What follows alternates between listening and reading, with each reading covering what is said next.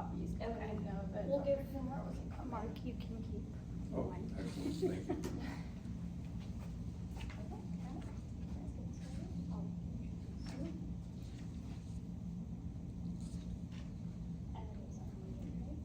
Yeah. Okay.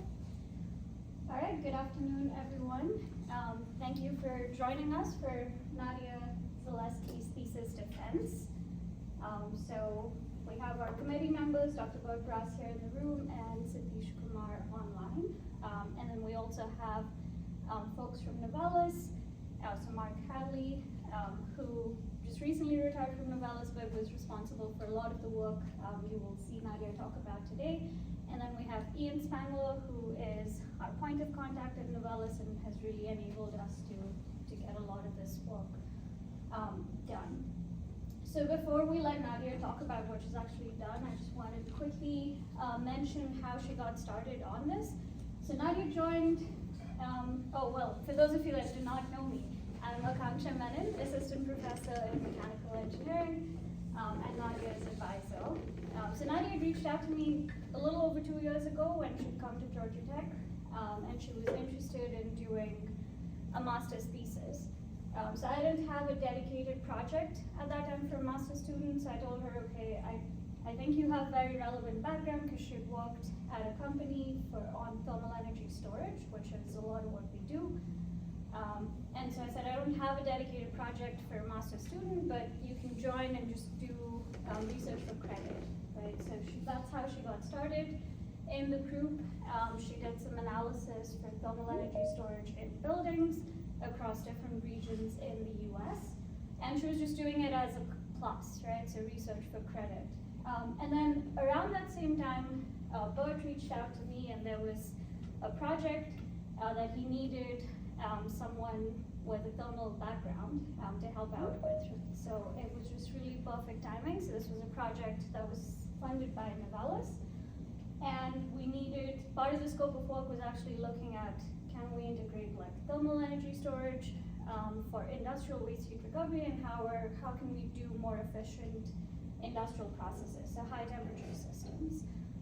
So we signed on, and then I talked to Nadia about it, and she was like, yes, this is the type of project I want to do, because she was very clear that she wants to work on an industry project, because that was her end goal after master's. So here we are, some 3-4 semesters later, right, with all the work she's been able to do. What I have loved the most is that Nadia is able to span, like I will push her to get into more technical details for your thermal models, for your thesis, and at the other end of the spectrum, she has to talk to the people at the plant in this aluminum recycling process, and translate a lot of the findings into like dollars saved, right? If she's talking to like the corporate folks at Novellis. So she has this ability to really go from one extreme to the other, which I think will serve her very well in industry. And it's honestly been, she's like one of those students where everything seems effortless, from my point of view, right? I'm sure she's putting in the effort, but what I see, she makes things move through easily. So it's been a breeze and a pleasure to advise Nadia through this, and you will see a lot of the work that she's put together over the last couple of years. And then we also wanted to share that Nadia will be starting the full-time position in the thermal hydraulics group at Enercon as a mechanical engineer, continue to work on these things. So she has that secured, and she'll be starting in January in that position. So I wanted to share that with everyone. But she still has to get through the thesis defense, right? So one tiny obstacle that's in her path, and I think she'll do fine, but the committee will judge that. So Nadia, please take it away. Thank you for the introduction. Hi everyone, I'm Nadia, and today I will be giving my master's thesis talk on waste heat recovery in the secondary aluminum melting industry. And I want to thank everyone here that was able to join in person as well as online. The motivation for this work is that the global demand for aluminum is expected to increase by roughly 80% by 2050. And within the aluminum industry, there are two sectors, primary and secondary production. and secondary or recycled production is continuing to grow and is 95% less energy intensive than the primary production sector. And as you can see on the graph on the right, in the previous decade, secondary production is becoming more dominant within these two sectors. And according to the IEA, roughly 3% of global industrial emissions are from the aluminum industry, and most of these are from the primary sector, which involves energy-intensive mining and refining processes. However, there are also opportunities for sustainable technologies within the secondary sector as well. So what is secondary aluminum manufacturing? This involves treating and remelting scrap metal into a form that can be put back into the supply chain. And the most common sources of scrap include from the automotive industry, used beverage cans, which everyone has probably recycled sometime in their life, and trimmings from other processes within the plant. And aluminum can be repeatedly recycled, making it a closed loop process. Lastly, the secondary sector differs from primary production, which involves bauxite ore mining and refining alumina from raw materials. The secondary production departments can be broken up into several categories. First is the recycling. This is where they intake these scrap sources that I mentioned previously and clean and dry them so that contaminants are removed before subsequent processes. Second is the remelt department. This is where the metal is melted at high temperatures. So the aluminum melting temperature is 660 degrees Celsius. And so these baths are at several hundred degrees Celsius, where the metal is melted down and then alloyed.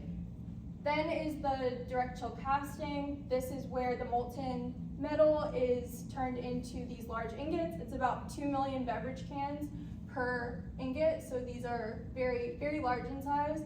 And then lastly is the rolling process. So hot and cold mills are used to roll these ingots down to a desired sheet thickness so that they can be put back into the supply chain. And if we look at the energy usage by these departments, we can see that the remelt and casting department accounts for over 50% of the natural gas consumption in a typical secondary aluminum facility, and it's almost 50% of the total energy usage.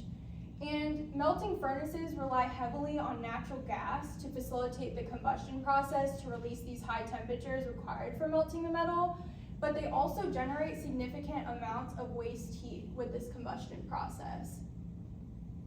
And so what is industrial waste heat recovery? This is waste heat that's generated during industrial processes such as melting, and it can be reutilized within a facility for different end uses. I'm going to describe waste heat in 3 categories. First is high temperature. This is over 400 degrees Celsius. Second is medium temperature between 100 and 400 degrees Celsius, and then low temperature, which is below 100 degrees Celsius. I am mostly focusing on high temperature and medium temperature today as they are most relevant to the secondary aluminum industry. And with these different temperature sources, a variety of technologies can be used to capture the heat. And so these include recuperators, regenerative burners, thermal energy storage, a variety of power cycles, thermoelectric generators, heat pumps, and more. And the technologies highlighted in yellow are those that I will be discussing today in my research. The technologies then are used for different end uses, such as preheating combustion air, preheating solid metal within a facility, steam and power generation, space and water heating, and freshwater production.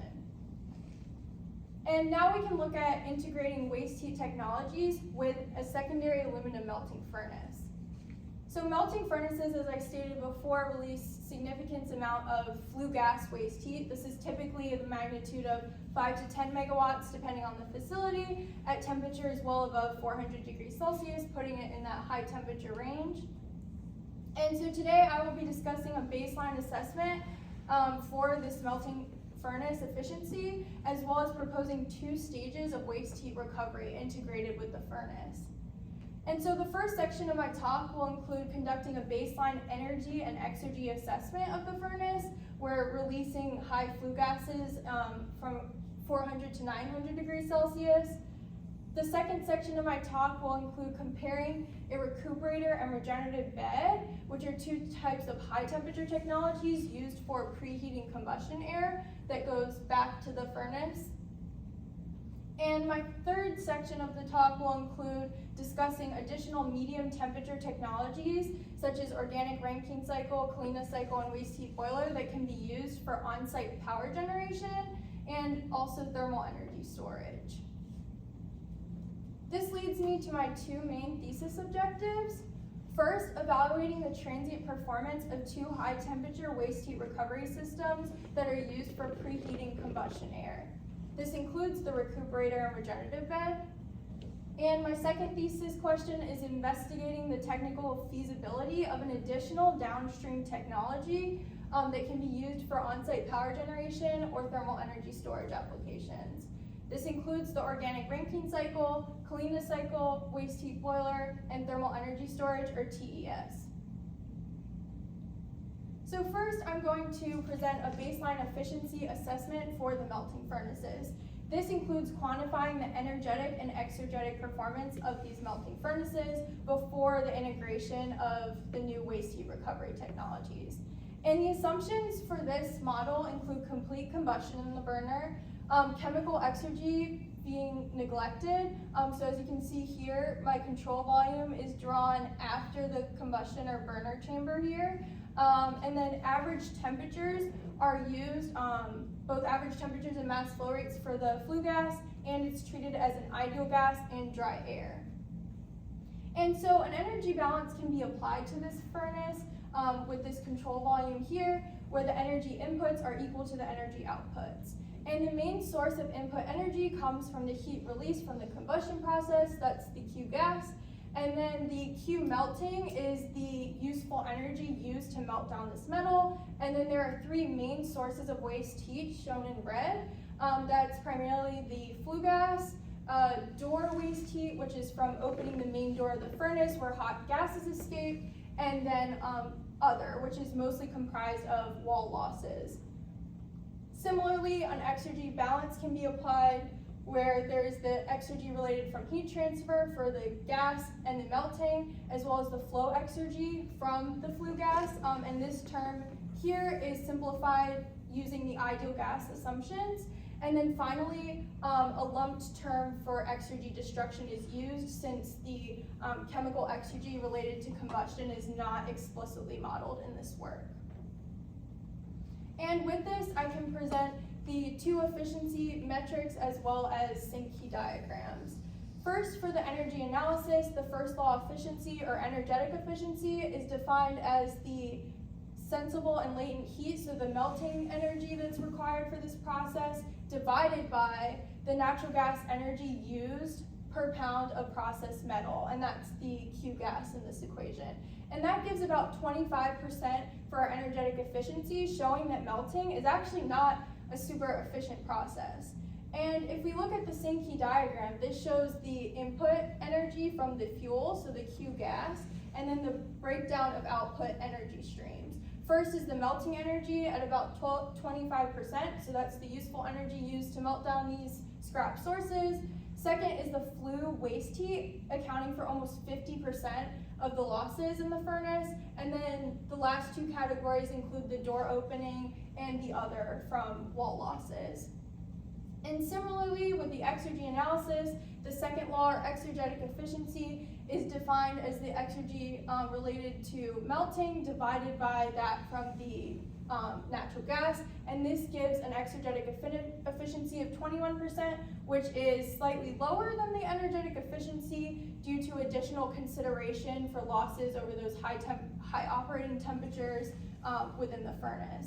And once again, we can look at this on a Sankey diagram where we have the fuel exergy as the input, the melting exergy, which is where this 21% comes from. The flue losses are still a significant source of waste heat within the system, and then a lumped term for exergy destruction. And both the energy and exergy analyses can be used to assess the performance of the furnace, but the exergetic analysis shows the quality of the energy, revealing additional irreversibilities related to the combustion process and heat transfer processes. And with that, I will now move on to the high temperature recovery systems. So thesis objective 1 includes evaluating 2 high temperature systems that are used for preheating combustion air within melting furnaces. And for this objective, I will be developing a heat exchanger model as well as thermofluids models, and then validating these models with operational data collected from a secondary melting furnace and comparing these 2 technologies based on their heat recovery rate and their heat exchanger effectiveness. And if we look back at the previous diagram, I will now be focusing on this second section of the talk, which involves a high temperature flue gas stream entering one of these 2 technologies, either recuperator or regenerative burner. The first technology I will discuss is the recuperator. This is a heat exchanger that receives hot flue gas from the furnace and uses it to preheat combustion air going back to the burner chamber. These systems have typical heat exchanger effectiveness of about 40 to 60%, but they're susceptible to degradation from repeated thermal cycling at ultra-high temperatures. And this can cause fatigue in the heat exchanger tubes, which leads to warping or cracking and less effective performance. And so for the recuperator model, first, the assumptions include complete combustion within the burner, average thermal physical properties, and treating the heat exchanger as a counterflow system. And as you see here on the figure at the right, we have a flue gas inlet temperature coming from the furnace, and then a cross-flow cold combustion air stream, which is near ambient, that is flown across the heat exchanger to preheat the air that's going into the burner. And the equations used to assess the recuperator performance are from the effectiveness NTU heat exchanger model. This includes defining the minimal heat capacity between the hot and cold side of the heat exchanger, and then using that to define effectiveness, which is the actual heat transfer rate over the maximum heat transfer achievable.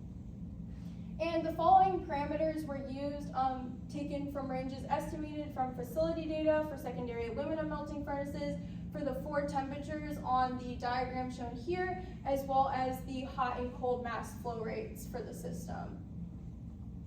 And the results show that for an average monthly effectiveness over 11 months, which is typical of a recuperator lifetime in these facilities, that the recuperator inlet temperature, so this red line here, starts to increase over time, where the preheated air temperature starts to decrease. So these 2 temperature streams are starting to diverge by the end of the lifetime of this recuperator, signifying less effective heat transfer performance.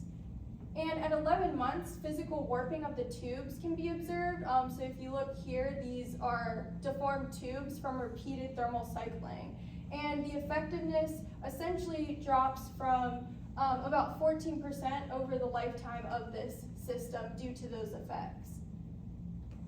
And the key takeaway here is that a new recuperator system has a heat exchanger effectiveness of roughly 62%, while a degraded one has that of 48% with the 14% drop. And next, I will discuss how this compares to the regenerative burner technology, which is our second high temperature system. A regenerative burner is a pair of 2 alternating packed beds used to preheat combustion air. And they typically have effectiveness ranging from 80 to 90%.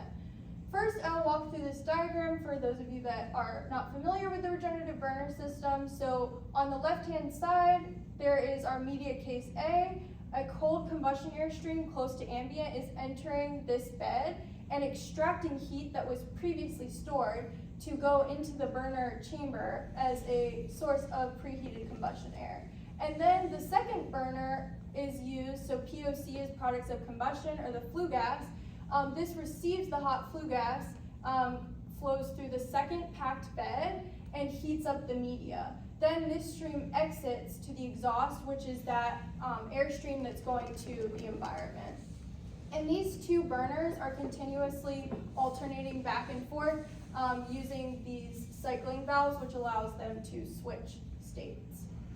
On an actual furnace, you have the burner head attached and then the packed bed of media under, and these will always be found in pairs within the secondary aluminum melting furnaces.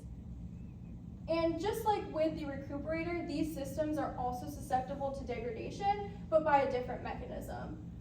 And so for a little bit of background, salt fluxes are used in the aluminum industry to reduce oxidation and limit impurities within the metal, assuring high quality content.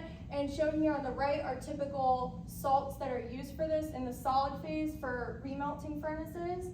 But at very high temperatures, the salts can vaporize and be carried away in this exhaust stream. So the hot exhaust gas flowing into this second burner media case B can carry some vaporized salt with it. And upon cooling, these salts can precipitate in the bed voids, so the little spaces in between the packed bed medias, and start to clog them. And so I will use a 1D heat transfer model to describe the performance of this regenerative burner system. There are two main energy equations that are used for this 1D two-phase model developed by Schumann. First is the gas or the air temperature phase equation, and second is the solid or the temperature equation that is used for the alumina phase. And these are coupled via a convective term. Second is the momentum equation, which describes the fluid flow through this porous media bed, where the first term represents the Darcy term, which is mostly related to laminar effects, and then the second term is the Forchheimer term, which describes the turbulent effects. And the Ergun's equation for modeling packed bed pressure drops within these systems can be derived using the momentum equation and the following equations for the permeability and the geometric function. And in these equations, this epsilon here is the porosity term, same as in these equations, and that describes the amount of space in between those media balls, that void space. And then the dP in these equations is the particle diameter of those media pieces in the packed bed. And on a schematic, we have two boundary conditions for each side that are prescribed. First, this discharge cycle, that corresponds with the preheating side of the regenerative burner, so that's the air that's being preheated. And the first boundary condition is a Dirichlet constant temperature boundary condition with cold air close to ambient. And then exiting is our T preheat temperature, which is described using a convective boundary condition. Similarly, for the charge phase, or where the regenerative burner is receiving the flue gas, this is a constant temperature boundary condition for 900 degrees Celsius, typical of the flue gas, and then this T exhaust, which is treated as a convective boundary condition. And the following model assumptions and input parameters are used. First, temperature-dependent properties are used from the NIST database due to the high temperature differential within the packed bed. A pressure drop is evaluated over the length of the packed bed using the Ergun's equation.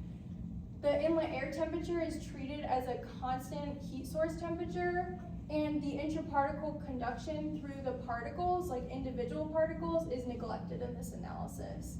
And these two differential equations are solved numerically using the Crank-Nicholson scheme, which is a combination of implicit and explicit models, and it's unconditionally stable. In addition, I performed a mesh-independent study to determine the optimal trade-off between computational cost and accuracy of this model.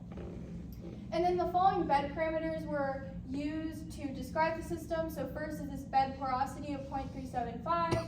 That is for a aluminum packed bed of spheres determined by using a large diameter tank over a small particle diameter, which is satisfied in this case. And then the dimensions of the bed taken from Bloom Engineering, particle diameter, air flow rate, and cycle time taken from facility data. And then the heat transfer coefficient is empirically derived from literature.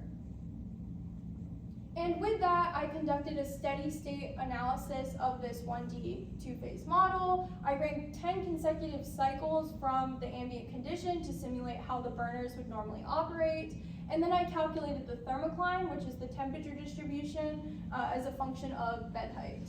And for this specific analysis, I used 25 degrees Celsius as the inlet air and 700 degrees Celsius as the flue gas temperature, but just for validation purposes. So the first half of this analysis includes the discharging step or the preheating step in the regenerative burner.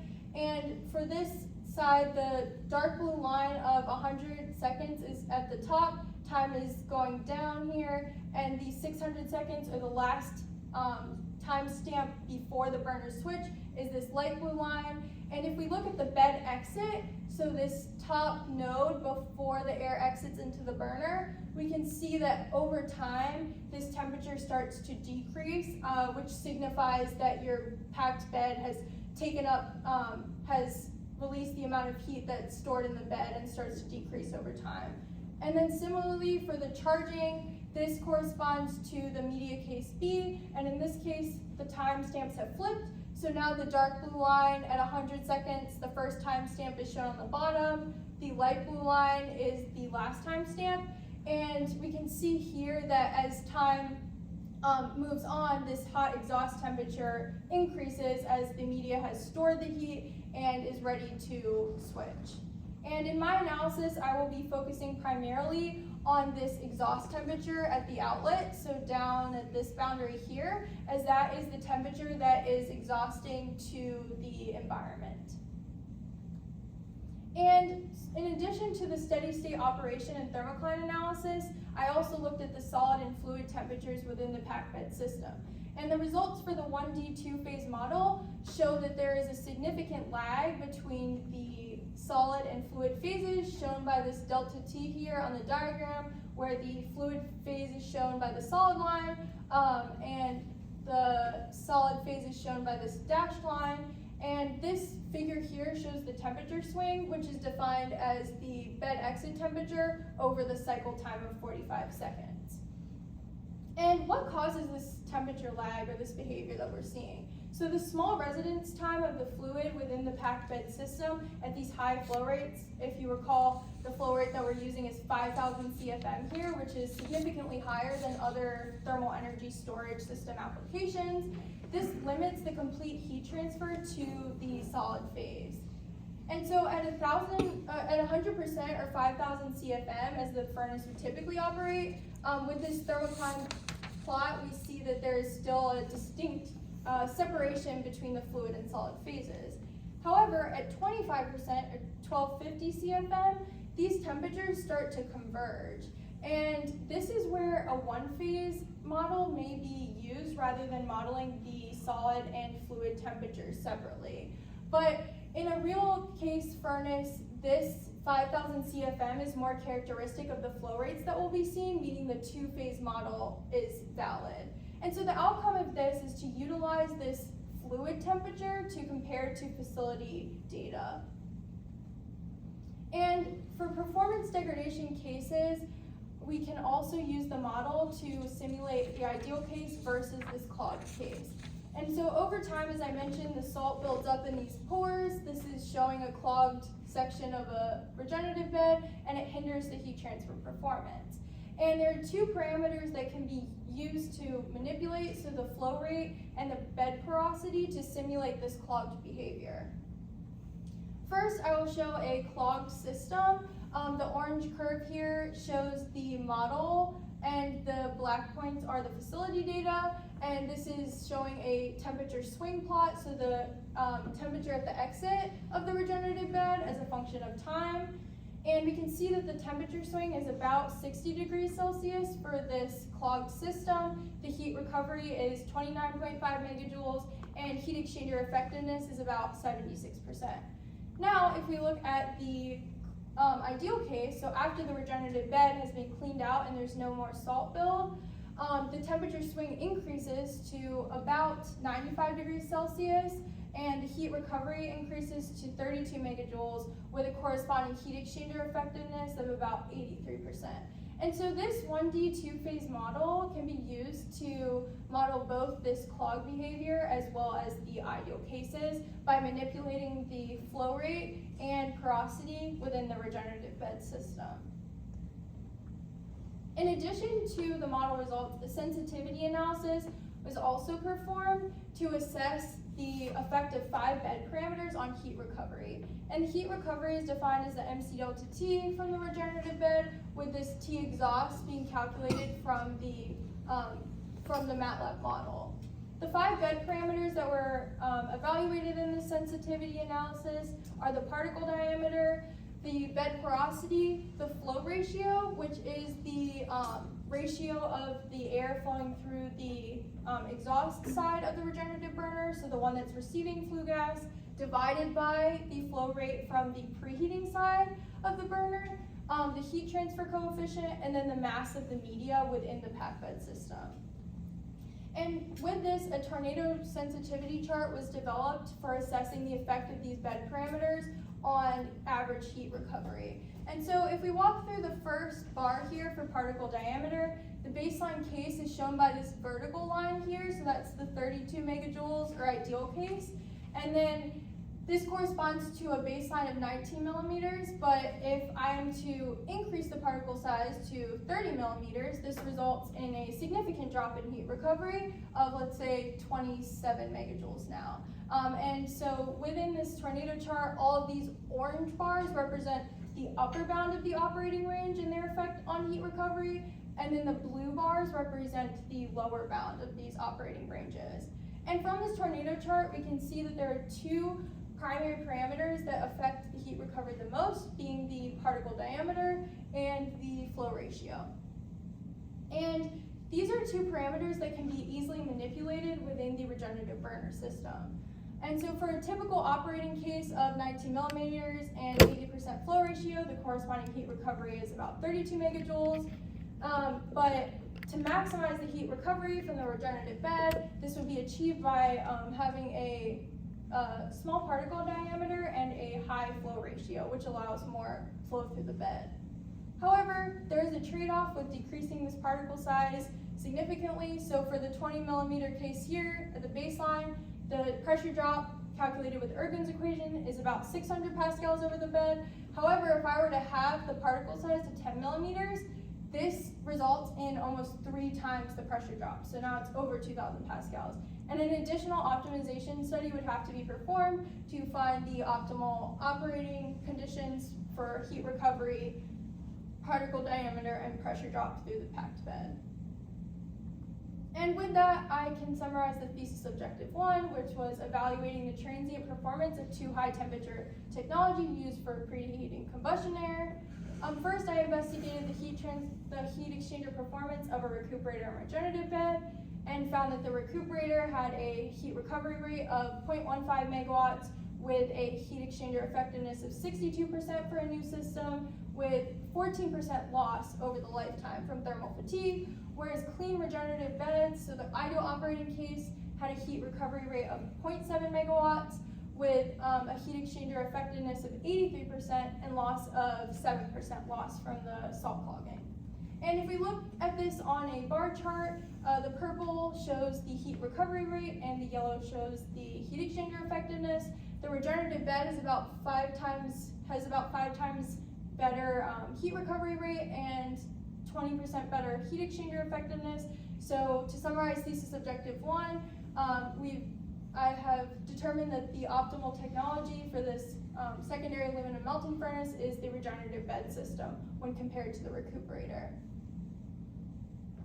Next, I will move to my second thesis objective, which involves evaluating medium temperature technologies for on-site power generation and thermal energy storage applications. So the goal for this thesis objective is to evaluate the thermodynamic performance of 2 power cycles, so the ORC and the Kalina cycle, to evaluate a waste heat boiler for heat-to-heat applications, and to simulate the transient behavior of a thermal energy storage unit. And now, if we look back at that system, at the schematic, we can see that I've moved on to this 3rd section, which involves taking a medium temperature waste heat stream that's being released from this high temperature system and feeding it into this new medium temperature technology. First, I will talk about the ORC, or organic ranking cycle. And so a thermodynamic analysis was conducted for a waste heat source of 8 megawatts and 200 degrees Celsius downstream of the heat exchanger. And this was conducted using R123 as the working fluid, which was chosen due to its favorable properties at the medium temperature range, as well as low global warming potential, non-flammability, and the wide use in literature. And as seen here on the diagram, this heat input, QH, is that waste heat source that is coming from the high temperature system. And the assumptions for this model are as follows. Each component is treated as a steady state control volume. The waste heat stream is treated as a constant temperature reservoir, so that's on this QH side interacting with the evaporator. The temperature between the air and working fluid sides of the heat exchanger is fixed. Turbine and pump efficiencies are given to simulate realistic conditions, and then there are no pressure drops across the two heat exchangers. And two key performance metrics are used to describe these systems. First is the energetic efficiency, or the first law efficiency, which is described as the work output of the cycle, so the turbine work minus that from the pump, over the Qin, which is that waste heat source input. And then the exergetic efficiency, or second law efficiency, is defined as the work of the turbine divided by the maximum theoretical work, which includes that of the turbine plus the exergy destruction from this entire cycle. And with that, we're able to evaluate the energetic and exergetic performance of the ORC. So the ORC is evaluated based on a range of turbine inlet temperatures, and for the case of 200 degrees Celsius, this corresponds to roughly 2.1 megawatts work output and a thermal efficiency of 21%. And you can see on this diagram here, as turbine inlet temperature increases, this causes a corresponding increase of net work output, which corresponds to this increase in efficiency over the operating temperature range.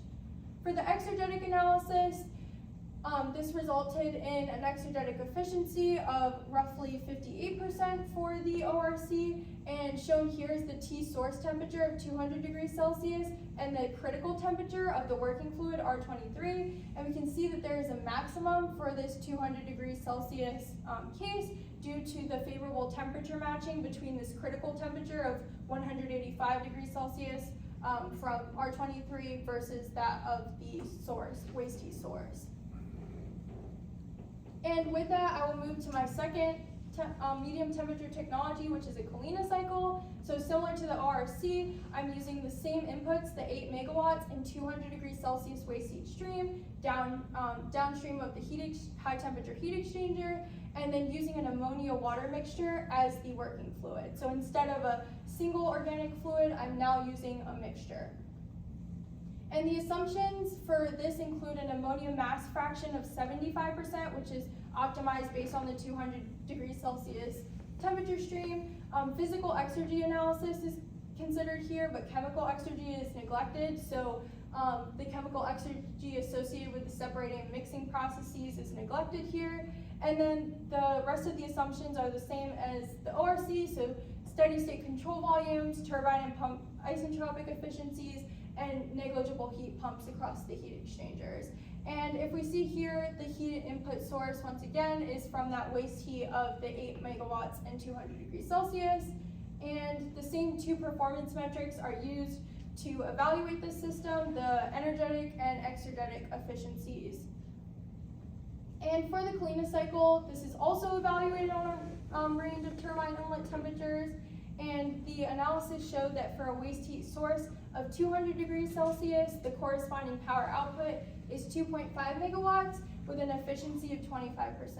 And once again, as the turbine inlet temperature increases, the net work and corresponding energetic efficiency increase as well.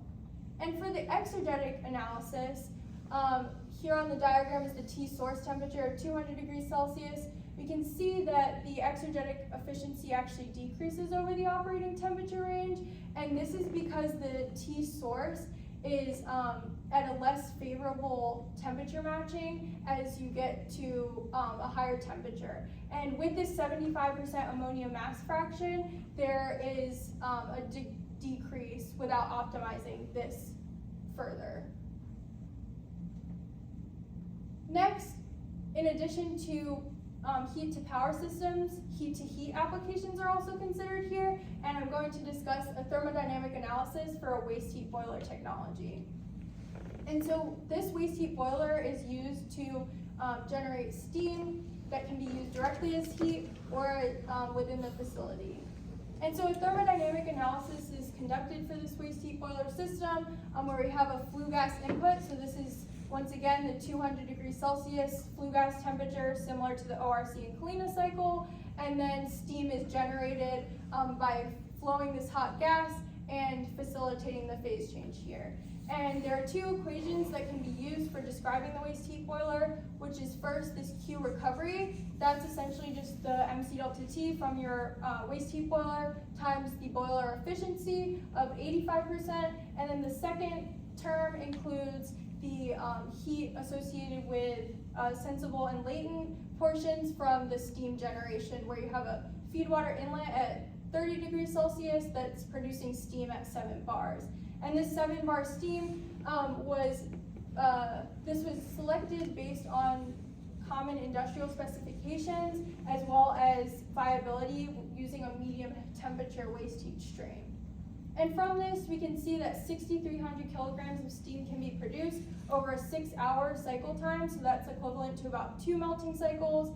And this can be used for process heating demands as well as other end uses within the aluminum industry. And so now I've discussed 2 heat to power applications and 1 heat to heat application, and I'm going to move to a specialty case to talk about thermal energy storage.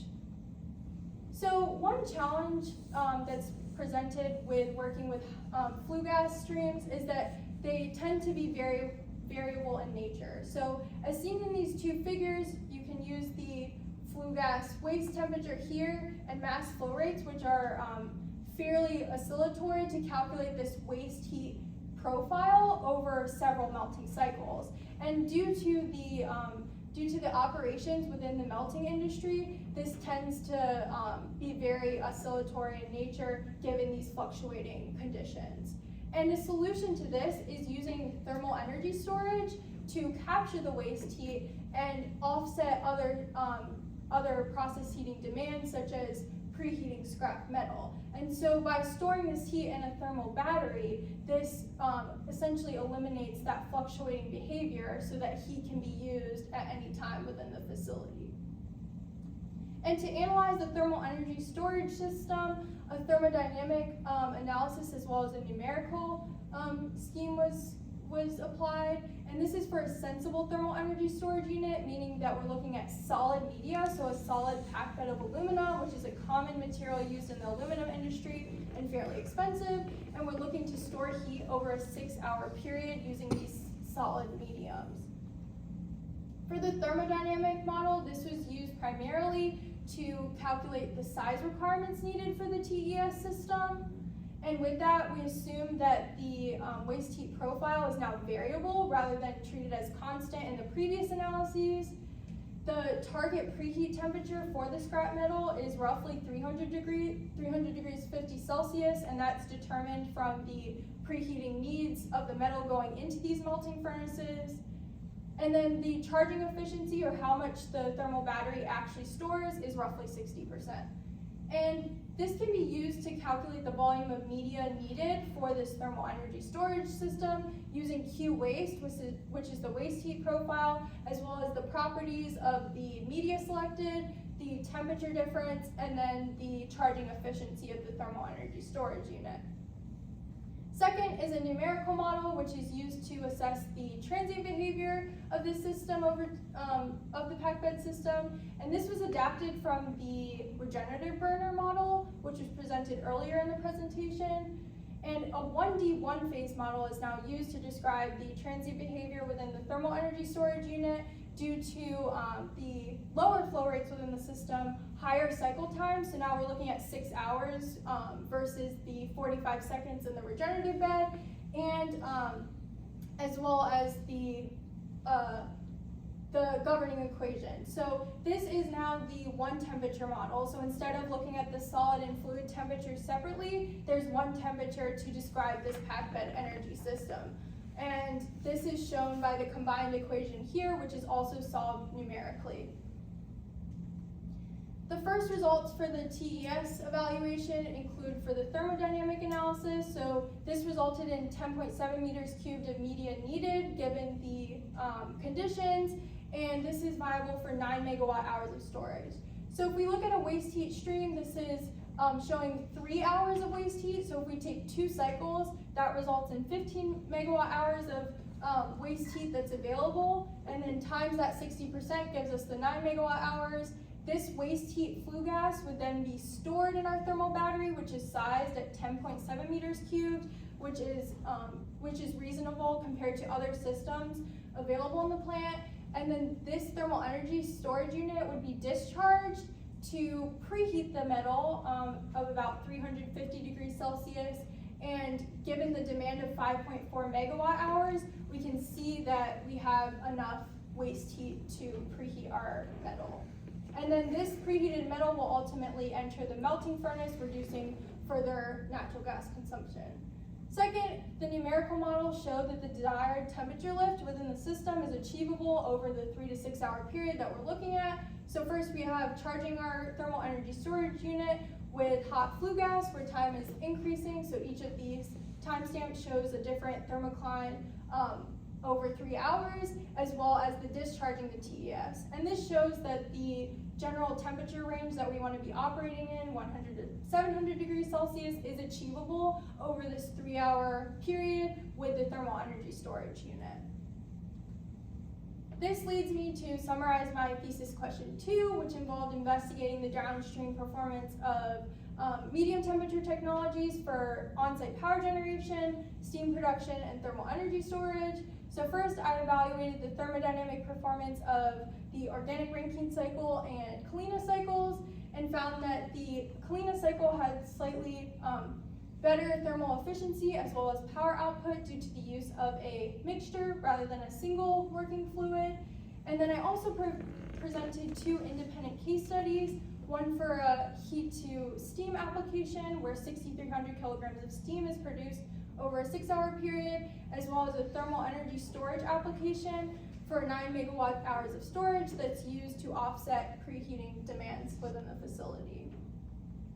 And to summarize, we can see that industrial waste heat can be used for a variety of end uses.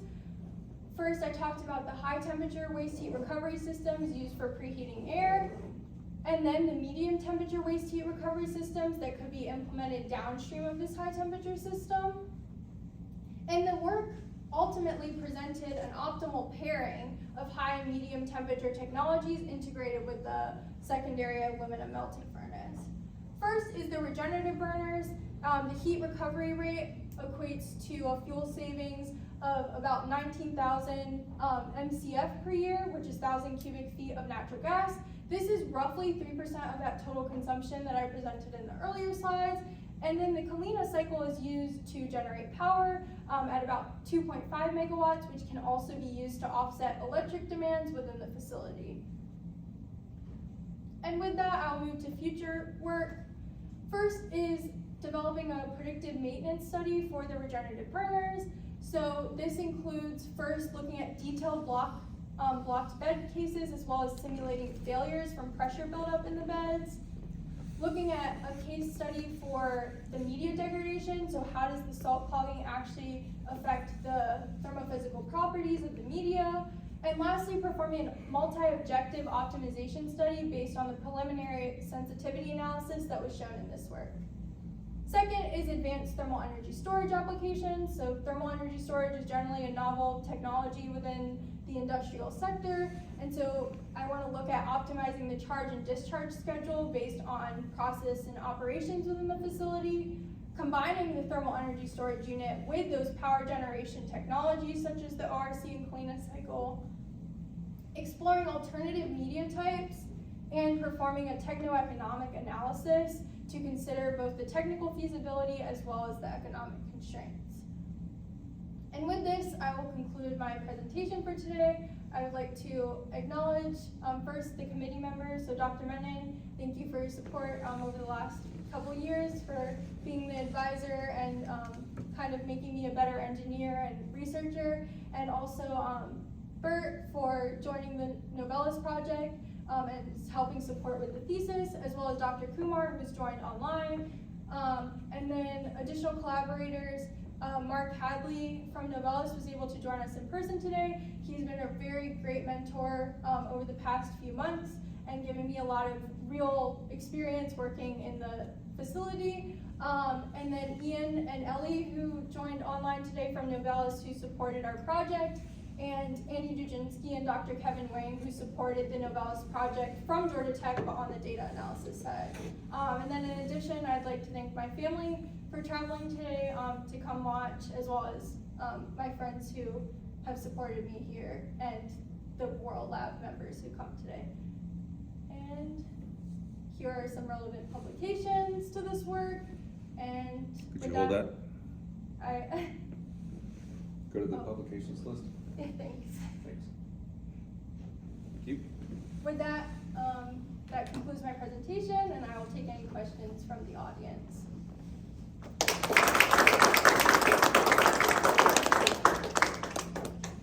All right, so any questions from people in the room or online?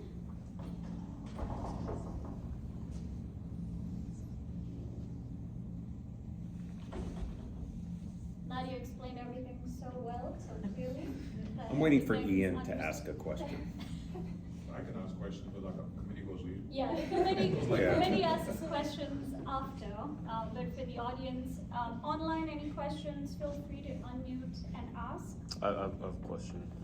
Mm-hmm. You came to the conclusion that the bed is better, Mm-hmm. right? So from like your like engineering standpoint, that is the preferred method, but like, does that also translate the same way for the operators on the field? Like, do they also prefer the the bed versus the recuperator, or does it not matter as much for them? Yeah, that's a good point. I think it really depends on the specific facility and kind of what the operators are most accustomed to. So some plants may still prefer the recuperator, since changing over to a regenerative bed system may like cause a lot of downtime and kind of headache for the plant operators. So that's actually something that they're looking to implement at Novellus. Like, can we use some of this work on the regenerative beds, and almost convinced that it's worthwhile to switch over from those recuperator technologies. So Jake has a related question online. Is the Okay. lifetime of the regenerative bonus also 11 months?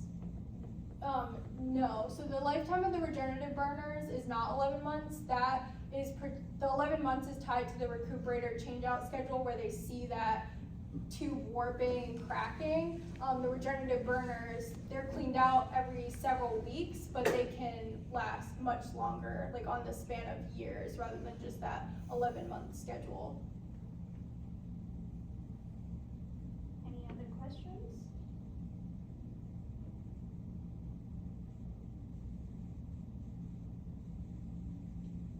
Okay, all right, so if not, let's thank Nadia once